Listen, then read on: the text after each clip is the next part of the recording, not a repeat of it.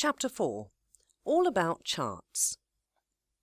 The chart window is the bigger panel in the centre of the screen, and it displays the historical data of currency pair symbols. In this tutorial, we will focus on the options for managing the chart panel.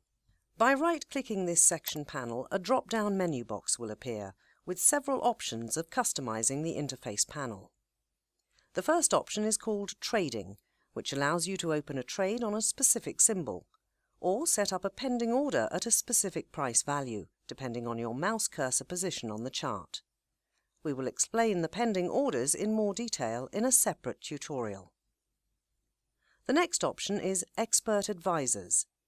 This is only enabled if you have previously attached expert advisors to the chart, and it helps you to adjust their properties, remove or backtest them. In another tutorial session, we will tell you about expert advisors in detail. The Templates option enables you to create, delete and adjust your templates. This menu will also be explained in more detail later on. By clicking the Refresh button, you can refresh the chart window. Another option is to toggle the grid on and off according to your preferences. Furthermore, you can display the volumes which indirectly represent the market activity by pressing the Volumes option button. If you wish to save a specific screenshot of the selected chart, you may use the Save as Picture option from the drop-down menu, or you can print it directly by using the Print option. Now let's see how you can create objects in your charts. The Object toolbar is located at the top of the Market Watch panel. Alternatively, you can use the Insert tab of the Client terminal. Let's draw a horizontal line by holding down the left mouse button and releasing it at the preferred value.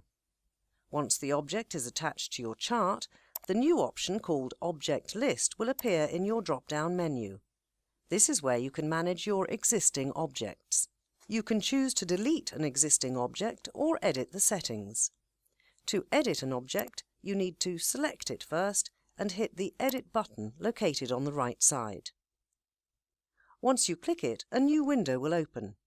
In the Common tab, you can change the name and the description which would be displayed, as long as the Show Object Descriptions is ticked.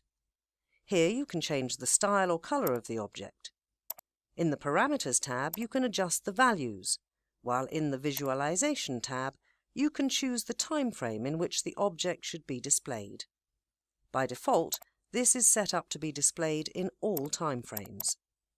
It is also possible to attach indicators to your chart.